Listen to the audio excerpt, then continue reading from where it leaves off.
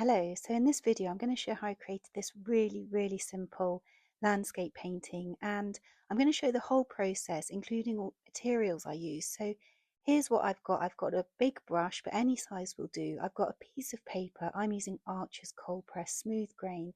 I've got two colours. I've got blue ultramarine and raw umber.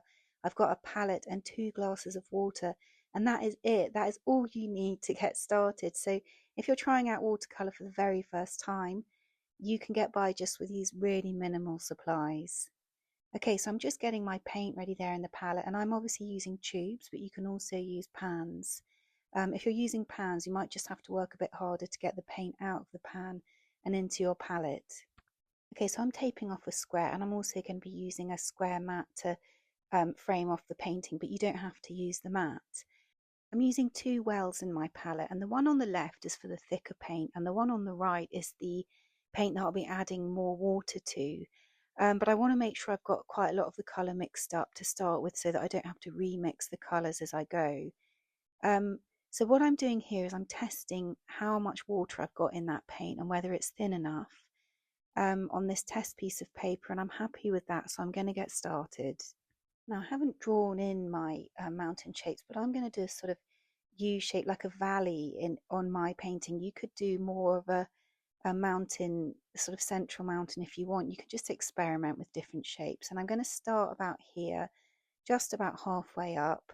Okay, so I'm not holding my brush too tightly, and I'm going to do what I call an interesting line. So I'm wiggling the brush around a little bit to make that line a little bit jagged. I don't want these mountains to look too uniform because they might end up looking quite boring. And now what I'm doing is I'm pulling that wet paint down to the bottom, and I really want these shapes to be more or less as smooth as possible, but you don't need to worry if they're not completely smooth, because that is the beauty of watercolour, when you have these sort of slight imperfections. And you can move the paper around, and that will influence where the paint flows. I'm going to get my hairdryer out to dry this layer, and I'm going to make sure that it's really dry.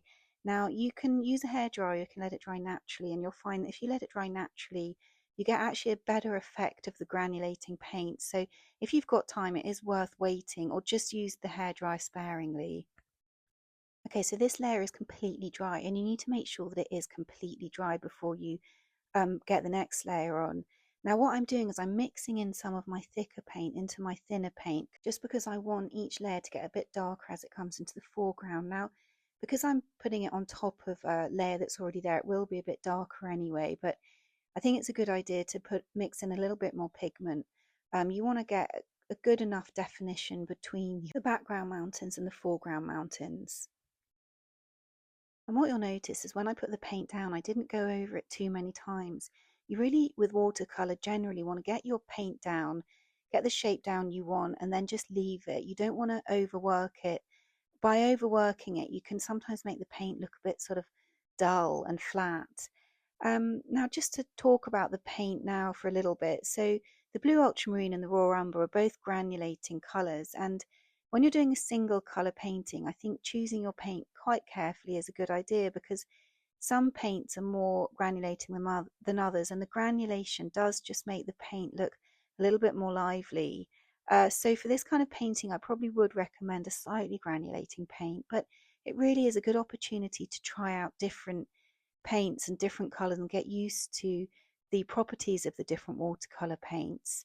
The differences can be subtle, but they can make a big difference to your finished painting. Okay, it's quite difficult to film this because there's so much sun. I'm trying to block it off. It's coming at me from all directions.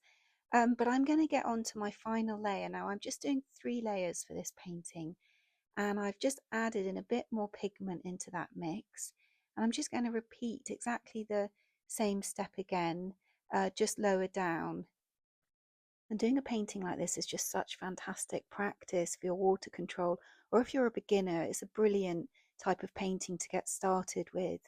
Now we are working wet on dry, which just means that you're putting wet paint on dry paper, and we're layering. So those are the main techniques that we're using.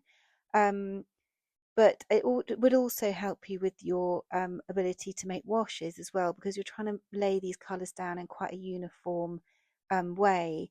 Now what I'm doing here is I'm just sucking up some of that wet paint that's gone to the bottom, because what you don't want to happen is for that wet paint to travel back up into your painting, because then you'll get what's called a bloom.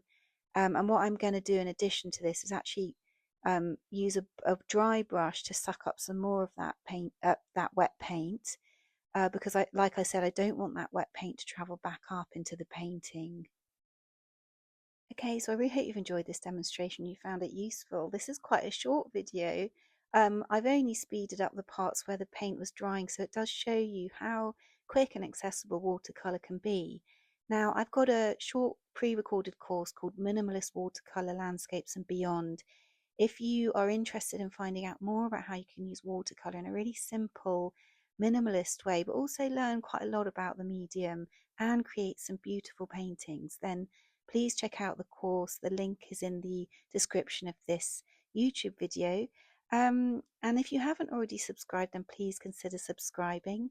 I've got lots of videos on my channel about watercolour painting, so check them out if you haven't already. And I hope to see you in the next one. Okay, thanks. Bye.